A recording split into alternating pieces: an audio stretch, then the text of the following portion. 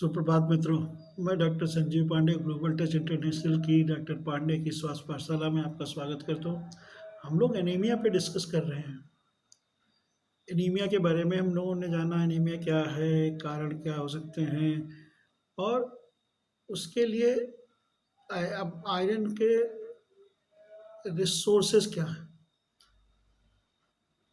तो इसमें इसको मैनेज करने के लिए आयरन के रिसोर्स साथ में विटामिन सी का होना ज़रूरी है। विटामिन सी की प्रेजेंस में आयरन एब्जॉर्ब होता है गट में।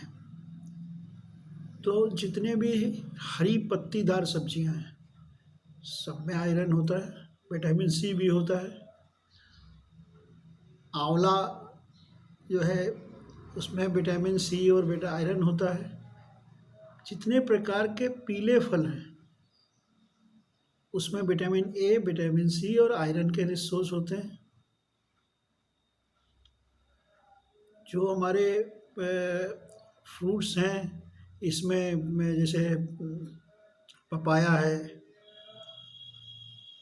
ड्राई फ्रूट्स हैं जितने हैं उसमें मुनक्का है, किशमिश है, ये सब आयरन के रिसोर्स हैं।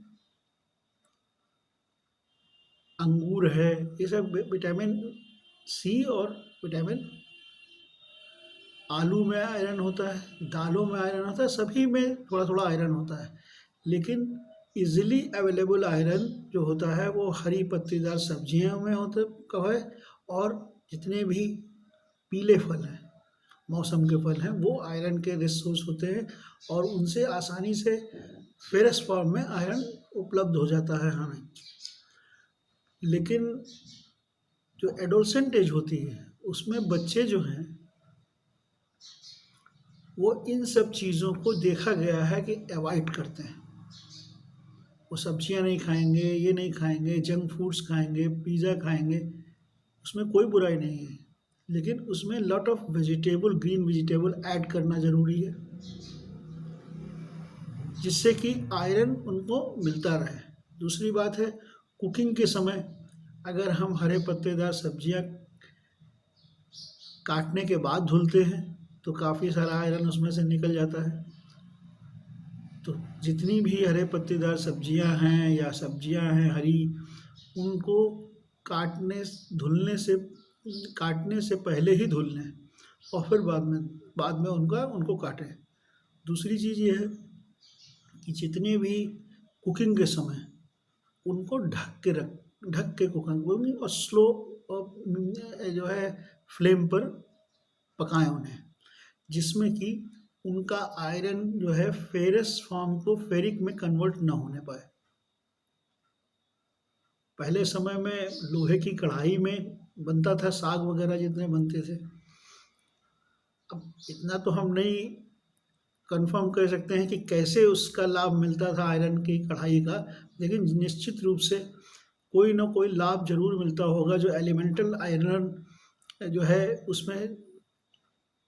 उसमें जाता होगा, मिलता होगा सागों में, सब्जियों में, जिसका फ़ायदा हमें जो है आयरन सोर्स के रूप में मिलता है।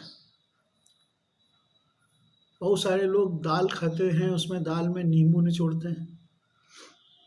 जितने भी प्रकार के विटामिन सी को लेने के लिए कि दाल का आयरन जो है वो मिले, साथ में विटामिन सी की प्रेजेंस में वो एब्जॉर्ब हो जाए। इसके अलावा जितने भी प्रकार के अंकुरित अनाज हैं वो सब रिच सोर्स हैं आयरन के। गवर्नमेंट ऑफ इंडिया ने फोर्टिफिकेशन भी चलाया कि आटे वगैरह में ऊपर से आयरन मिलाया जाए कि लोगों को इन जनरल सबको मिलता रहे। तो इसलिए अगर आप नॉन वेज सोर्स में अगर आ जाएं तो अंडा है, मिल्क है, जो मीट में है वो लीवर का पार्ट है, उसमें आयरन होता है, अच्छा खासा आयरन होता है। लेकिन कितना मिलता है ये सब चीज़ें डिपेंड करती हैं आपके डाइजेस्टिव सिस्टम, एंटरिक फैक्टर और उसके साथ में कितनी आपने विटामिन सी को भी ऐड किया है। तो इसलिए आयरन ख़ास तौर से एडोलसेंट एज को जब हम एड्रेस कर रहे हैं तो हमें उनकी काउंसलिंग करनी पड़ेगी कि क्यों आपको इन चीज़ों की ज़रूरत है। जिसमें ज़्यादा से ज़्यादा मौसम के फल वो खाएं, हरी पत्तेदार सब्जियां खाएं, हरी सब्जियां खाएं, आंवले को चटनी के रूप में खाएं, ड्राई फ्रूट्स लें और वो फूड को अवॉइड करें जिसमें मैदा ज़्यादा है या केवल गेहूं से बने हुए उसको अगर उसको खाना ही है तो उसमें फोर्टिफिकेशन करें। बहुत सारे साथ में वेजिटेबल्स भी काफ़ी सारी लें। चाउमीन बहुत फेवरेट है बच्चों का, हर वर्ग का फेवरेट है, लेकिन बच्चों लेडीज़ में ज़्यादा फेवरेट है, बच्चों और लेडीज़ में। तो उसमें बहुत सारी वेजिटेबल्स पड़ी होनी चाहिए। अगर आप एक प्लेट चाउमीन ले रहे हैं तो उसमें एक प्लेट में 40% चाउमीन होना चाहिए, 60% वेजिटेबल्स होनी चाहिए। तो ये एक कॉम्बिनेशन बनता है। हम लोग एक कैंपेन भी चलाने जा रहे हैं, सर्वोत्तम आहार शाकाहार। CCN क्रॉस चेक न्यूज़ के सहयोग से। और अब आज की एपिसोड में इतना ही है। आपका दिन शुभ हो। अगर आपको ये एपिसोड पसंद आया है तो लाइक करें, कमेंट करें। कमेंट करने के लिए GTI पाठशाला @gmail.com पर भी कमेंट भेज सकते हैं अपने सवाल। और चैनल को हमारे सब्सक्राइब करें।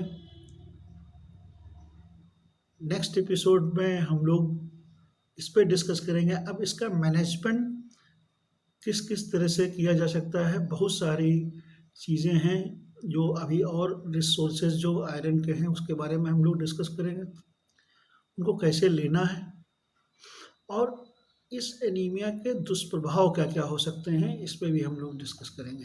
धन्यवाद।